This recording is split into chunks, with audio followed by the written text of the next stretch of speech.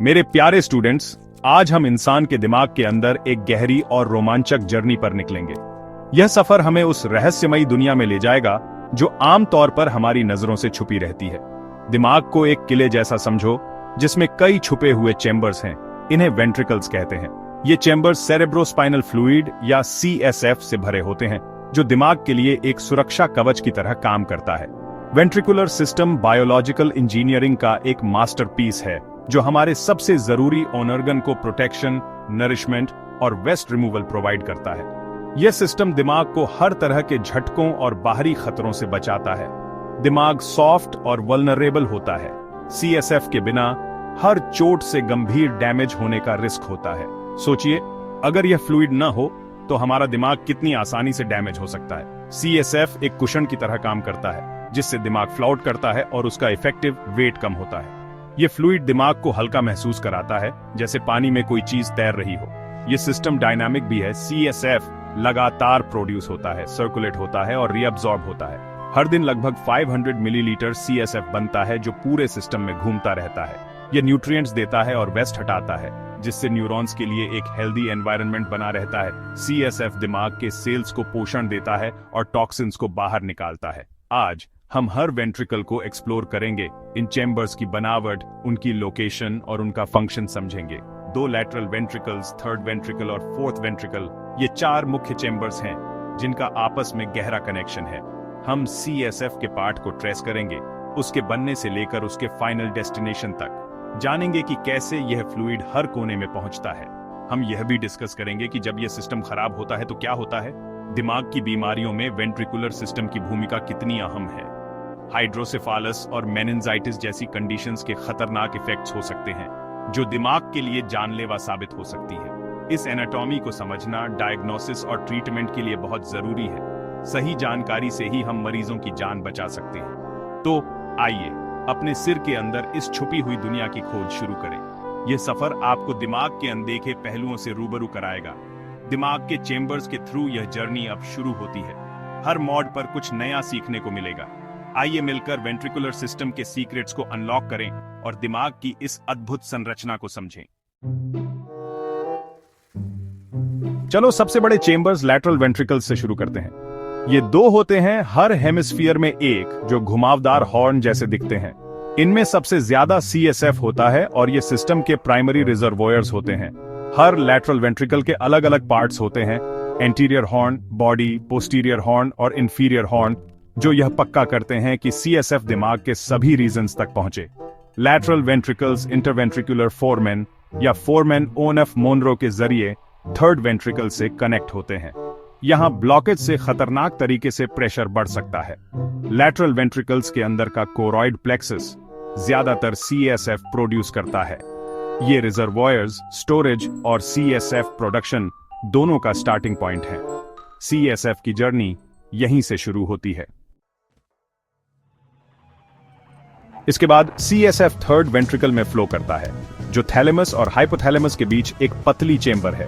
यह वेंट्रिकल एक central conduit है जो दोनों लैटरल वेंट्रिकल्स से CSF लेता है। इसकी दीवारें उन जरूरी स्ट्रक्चर्स से बनी होती हैं जो सेंसरी रिले और हार्मोन कंट्रोल में शामिल होते हैं। थर्ड वेंट्रिकल का पतला शेप इसे ब्लॉकेज के लिए वल्नरेबल बनाता है, जिससे खतरनाक प्रेशर बिल्डअप हो सकता है। यहां से CSF पीछे वाले सायरे पर एक छोटे से ओपनिंग के थ्रू नीचे की ओर फनल होता है। यह सेरेब्रल एक्वाडक्ट की ओर जाता है, जो अगला जरूरी पासेज है।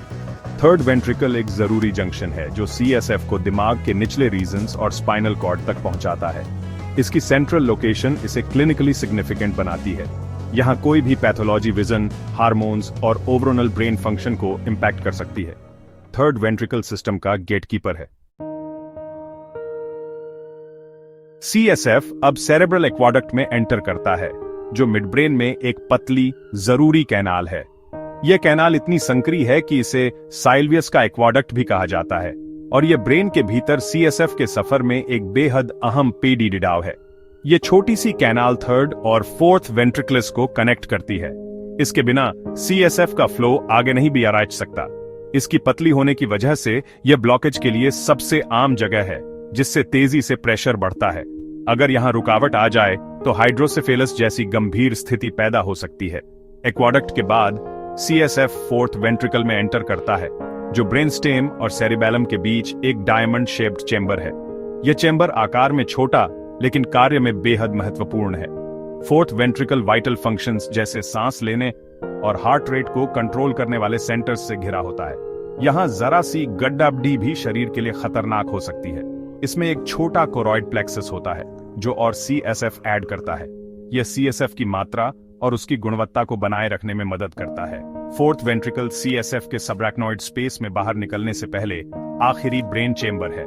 यहीं से CSF का असली सफर बाहर की ओर शुरू होता है। 3 ओपनिंग्स लुश्का और मैगेंडी के फोरामिना CSF को बाहर निकलने और दिमाग और स्पाइनल कॉर्ड को नहलाने की इजाजत देते हैं। ये ओपनिंग्स CSF के लिए गेटवे की तरह काम करती है। ये अपर्चर वेंट्रिकुलर सिस्टम के एग्जिट डोर्स हैं, जिनसे होकर CSF बाहर की दुनिया में प्रवेश करता है। यहां से CSF की प्रोटेक्टिव भूमिका असल में शुरू होती है। अब यह ब्रेन और स्पाइनल कॉर्ड को शॉक और इन्फेक्शन से बचाने का काम करता है। जर्नी दिमाग के चेंबर्स के बाहर जारी रहती है, जहां CSF पूरे नर्वस सिस्टम को सुरक्षा और पोषण देता है। CSF असल में क्या है? दिमाग और रीढ़ की हड्डी के चारों ओर मौजूद यह फ्लूइड हमारे सेंट्रल नर्वस सिस्टम के लिए एक बेहद अहम सुरक्षा कवच है। यह एक क्लियर, कलरलेस फ्लूइड है जो असल में ब्लड प्लाज्मा का एक फिल्टर्ड वर्जन है। इसकी पारदर्शिता और हल्केपन के कारण इसे पहचानना आसान है। सभी 4 वेंट्रिकल्स में कोरॉइड प्लेक्सस द्वारा प्रोड्यूस किया गया CSF में पानी, इलेक्ट्रोलाइट्स, ग्लूकोज और कुछ जरूरी सब्सटेंस होते हैं। ये सब मिलकर दिमाग को पोषण और सुरक्षा दोनों देते हैं। इसकी कंपोजिशन टाइटली रेगुलेटेड होती है, ब्लड से अलग होती है और न्यूरॉन फंक्शन के लिए बहुत जरूरी है। CSF में मौजूद हर तत्व का अपना एक खास रोल है। CSF में प्लाज्मा की तुलना में कम प्रोटीन और पोटेशियम होता है, लेकिन ज्यादा सोडियम और क्लोराइड होता है। इसी वजह से यह दिमाग के लिए एक आदर्श वातावरण बनाता है। एडल्ट ब्रेन में लगभग 150 ml CSF होता है, लेकिन रोज 500 ml प्रोड्यूस होता है। पूरे वॉल्यूम को दिन में कई बार बदलता है। यह लगातार सर्कुलेट करता है, जिससे वेस्ट प्रोडक्ट्स बाहर निकलते हैं। CSF अरैक्नॉइड ग्रैनुलेशन के जरिए ब्लड स्ट्रीम में रिअब्सॉर्ब होता है, जिससे एक डेलिकेट बैलेंस बना रहता है। यह बैलेंस बिगड़ने पर दिमाग पर दबाव बढ़ा सकता है। इंट्राक्रैनियल प्रेशर को एक नैरो रेंज में रहना चाहिए। बहुत ज्यादा या बहुत कम होने से गंभीर प्रॉब्लम हो सकती है। इसलिए CSF का प्रॉपर फ्लो और बैलेंस बेहद जरूरी है। बॉडी लगातार CSF प्रोडक्शन और अब्सॉर्प्शन को एडजस्ट करती है ताकि दिमाग को प्रोटेक्ट किया जा सके। यह एक डायनामिक प्रोसेस है जो हर पल चलता रहता है। यही फ्लूइड ब्रेन की स्टेबिलिटी, पोषण और हेल्थ के लिए जरूरी है और हमारे नर्वस सिस्टम को हर दिन सुरक्षित रखता है। चलो CSF के एक ड्रॉप को बनने से लेकर रिअब्सॉर्प्शन तक फॉलो करते हैं। यह लैटरल वेंट्रिकल्स में शुरू होता है, जो कोरॉइड प्लेक्सस द्वारा प्रोड्यूस होता है। CSF फोर्मिना ONF मोनरो के थ्रू थर्ड वेंट्रिकल में फ्लो करता है, फिर सेरेब्रल एक्वाडक्ट से होकर फोर्थ वेंट्रिकल तक जाता है। फोर्थ वेंट्रिकल से CSF लुश्का और मैगेंडी के फोर्मिना के थ्रू सबरैक्नॉइड स्पेस में बाहर निकलता है। यहाँ यह दिमाग और स्पाइनल कॉर्ड के चारों ओर सर्कुलेट करता है, न्यूरल टिश्यू को नहलाता और प्रोटेक्ट करता है। CSF आखिरकार अरैक्नॉइड ग्रैनुलेशन के थ्रू ब्लड स्ट्रीम में रिअब्सॉर्ब हो जाता है। यह साइकिल प्रोडक्शन, सर्कुलेशन और अब्सॉर्प्शन का एक परफेक्ट बैलेंस बनाए रखती है। कोई भी रुकावट गंभीर परिणाम दे सकती है। CSF की जर्नी लगातार चलती रहती है, जिससे ब्रेन हेल्थ बनी रहती है। CSF की नदी कभी नहीं रुकती। CSF असल में क्या करता है? इसका मुख्य रोल प्रोटेक्शन है, दिमाग को कुशन करना और उसका इफेक्टिव वेट कम करना। CSF एक शॉक एब्जॉर्बर की तरह काम करता है, जो रोजमर्रा के इंपैक्ट से चोट लगने से बचाता है।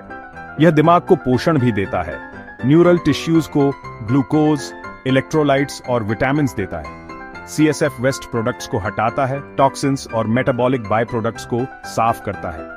यह क्लींजिंग खासकर नींद के दौरान एक्टिव होती है। CSF केमिकल स्टेबिलिटी बनाए रखने में मदद करता है, हार्मोन्स को ट्रांसपोर्ट करता है और pH और इलेक्ट्रोलाइट्स को रेगुलेट करता है। यह एक मल्टीटास्किंग फ्लूइड है, प्रोटेक्टर, क्लीनर, मैसेंजर और सपोर्टर।